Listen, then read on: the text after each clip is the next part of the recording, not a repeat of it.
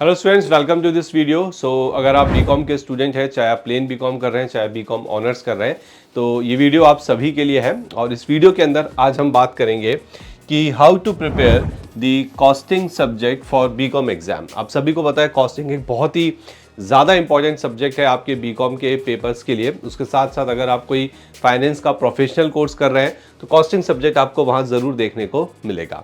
तो चलिए आज की वीडियो में देखते हैं, समझते हैं कि बीकॉम एग्जाम्स के लिए हम कॉस्टिंग सब्जेक्ट को कैसे प्रिपेयर करें। तो इसके लिए सबसे पहले हमें यहाँ पे जो हमारा कॉस्टिंग का सिलेबस है उसे एक बार समझना पड़ेगा। तो अगर आप ध्यान से देखें, हमने सिलेबस को 5 हिस्सों में बांटा हुआ है। Unit 1, unit 2, unit 3 and unit number 4 और उसके बाद आपकी यूनिट नंबर 5। ठीक है, ओके। तो 5 यूनिट्स में आपके पूरे कॉस्टिंग के सिलेबस को बांटा है। अब मैं आपको हर एक यूनिट के अंदर क्या क्या टॉपिक्स है, क्या क्या कवर किया गया है, क्या ज़रूरी है, क्या नहीं ज़रूरी है एग्ज़ाम के लिए, वो सारी चीज़ें मैं आपको बताने वाला हूँ। सो ध्यान से सुनिएगा और देखिएगा।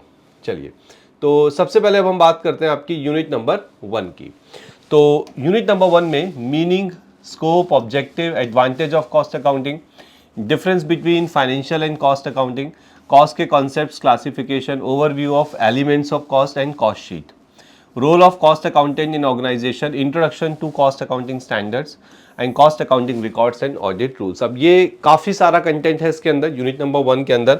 लेकिन अगर मैं आपसे ऑनेस्टली कहूँ, ठीक है, जस्ट सेकेंड, तो अगर मैं आपसे ऑनेस्टली कहूँ कि इसके अंदर कौन कौन से टॉपिक ऐसे हैं जो आपको एग्जाम में पूछे जा सकते हैं या जिनकी वेटेज ज़्यादा है, तो वो सारे के सारे टॉपिक्स बिल्कुल भी नहीं है।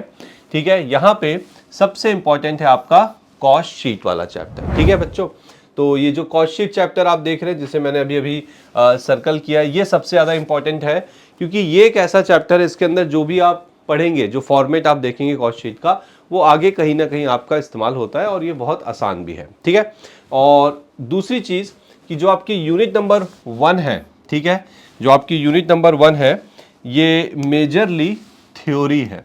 इसके अंदर थ्योरी सबसे ज़्यादा आती है। ओके, तो ऐसा नहीं है कि आपको इसे नहीं पढ़ना है, एक बार रीड ज़रूर कर लीजिएगा, थ्योरी इंपॉर्टेंट भी है।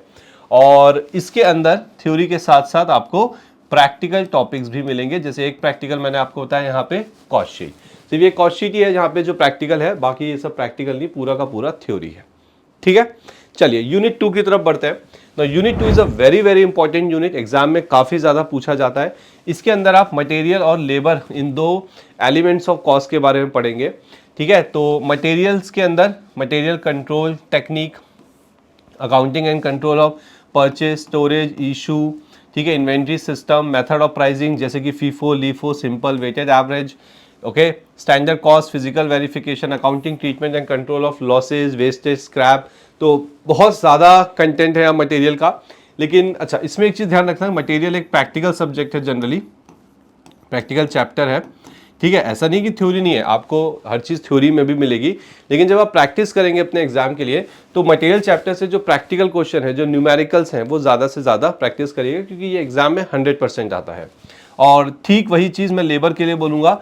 ओके, ये चैप्टर भी काफ़ी आसान तो नहीं बोलूँगा, ठीक चैप्टर है, बट हाँ एग्जाम के पॉइंट ऑफ व्यू से ये भी इंपॉर्टेंट है। तो जब भी इसे करेंगे इसके प्रैक्टिकल क्वेश्चन ज़रूर करना। तो यूनिट 2 मेजरली आपका एक प्रैक्टिकल है। ठीक है, प्रैक्टिकल से मेरा मतलब है न्यूमेरिकल्स, जितना ज़्यादा प्रैक्टिस करोगे उतना अच्छा है।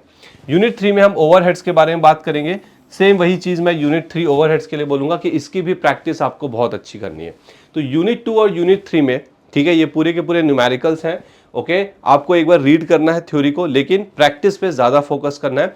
यूनिट 1 में थ्योरी ज़्यादा है, प्रैक्टिकल सिर्फ कॉस्ट शीट है, कॉस्ट शीट की प्रैक्टिस ज़रूर करनी है। चलिए, यूनिट 4 की अगर मैं बात करूँ यहाँ पे, तो यूनिट 4 के अंदर आता है हमारा मेथड्स ऑफ कॉस्टिंग। ठीक है, तो मेथड ऑफ कॉस्टिंग में यूनिट कॉस्टिंग, जॉब कॉस्टिंग बहुत ही आसान है दोनों। कॉन्ट्रैक्ट कॉस्टिंग, प्रोसेस कॉस्टिंग जिसमें process loss, valuation of WIP भी है आपको, हाँ, लेकिन जॉइंट एंड बाय प्रोडक्ट नहीं है। एंड सर्विस कॉस्टिंग में सिर्फ और सिर्फ ट्रांसपोर्ट। ठीक है, तो अनदर वेरी इंपॉर्टेंट, पर यह है कि इसमें हर एक मेथड इंपॉर्टेंट नहीं है। आपको कौन से ऐसे मेथड है जो करना ज़रूरी है, एक तो आप सर्विस कॉस्टिंग ज़रूर करिएगा, ओनली ट्रांसपोर्ट वाला, और प्रोसेस कॉस्टिंग और कॉन्ट्रैक्ट कॉस्टिंग को आप ज़रूर प्रैक्टिस करिएगा।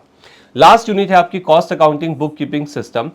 ये वैसे तो एक न्यूमेरिकल है, इसमें न्यूमेरिकल बनते हैं, अच्छे बनते हैं, लेकिन इसको आप थ्योरी के एंगल से ज़रूर पढ़िएगा। मैंने आपके कुछ पुराने टेस्ट पेपर्स देखे थे जिसमें इस चैप्टर से थ्योरी काफ़ी पूछी गई थी, ठीक है। सो इसके अंदर इंटीग्रल नॉन इंटीग्रल जो सिस्टम है ये दोनों आपको थ्योरेटिकली पता होने चाहिए, इनके फीचर्स पता होने चाहिए, इनके बीच के डिफरेंसेस भी पता होने चाहिए।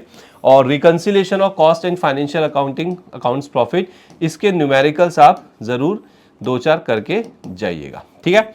तो अगर हम आपके पूरे सिलेबस को ओवरऑल देखें, 5 यूनिट्स हैं, ठीक है, कुछ थ्योरी है, कुछ प्रैक्टिकल है, और जो इंपॉर्टेंट चीज़ें हैं जो यहाँ पे आपको सबसे ज़्यादा ध्यान देनी है वो है आपकी यूनिट 1 में cost sheet, unit 2 material level अच्छे से करना है, यूनिट 3 ओवरहेड्स की भी आपको अच्छे से प्रैक्टिस करनी है, और यूनिट 4 में लेकिन आप मेथड ऑफ कॉस्टिंग के अंदर contract process and service costing पे ध्यान दीजिएगा, और यूनिट 5 में थ्योरेटिकली ज़्यादा पढ़िएगा, ठीक है। एंड ये जो रिकन्सिलेशन है इसका क्वेश्चन ज़रूर कर लिएगा।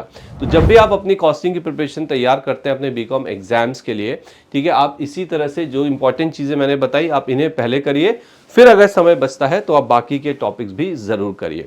अब यहाँ पे एक और चीज़ समझने वाली है कि हम कैसे प्रैक्टिस करें। तो बहुत आसान है, आपको प्रैक्टिकल सब्जेक्ट की लिख के प्रैक्टिस करनी है और थ्योरी की एटलीस्ट 1 से 2 बार आपको रीडिंग करनी है। डेली बेस पे एक नियम बना लीजिए कि डेली बेस पे आपको एटलीस्ट 3 घंटे 3 आवर्स कम से कम कह रहा हूँ कॉस्टिंग को ज़रूर देना है। बहुत अच्छे से बहुत आराम से आप कॉस्टिंग में अच्छा स्कोर करेंगे। एंड यहाँ पे जो ग्रूमिंग एजुकेशन अकेडमी उसने एक बहुत अच्छा एक यहाँ पे अनाउंसमेंट है आप सभी के लिए कि हमारा जो बीकॉम का कोर्स है जिसके बारे में आप शायद ऑलरेडी जानते हैं, उसमें जो कॉस्टिंग सब्जेक्ट है वो अब आपको सिर्फ 99 रुपीज़ में यहाँ पे प्रोवाइड किया जा रहा है, ठीक है।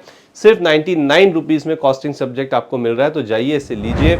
लिंक आपको डिस्क्रिप्शन में मिलेगा, अदरवाइज आप हमारी वेबसाइट पे जाके, वेबसाइट यानी कि scholars.in पे भी इसे एक्सेस कर सकते हैं, या फिर 88880402 पे आप व्हाट्सएप या कॉल भी कर सकते हैं। तो ओनली एट ₹99 आपको कॉस्टिंग का सब्जेक्ट मिल रहा है, जो कि बहुत ही मिनिमल अमाउंट है यहाँ पे, ठीक है। चलिए, तो अच्छे से पढ़िए, बहुत अच्छे से पढ़िए, और जो चीज़ें मैंने बताई उनका ध्यान रखिए। Thank you.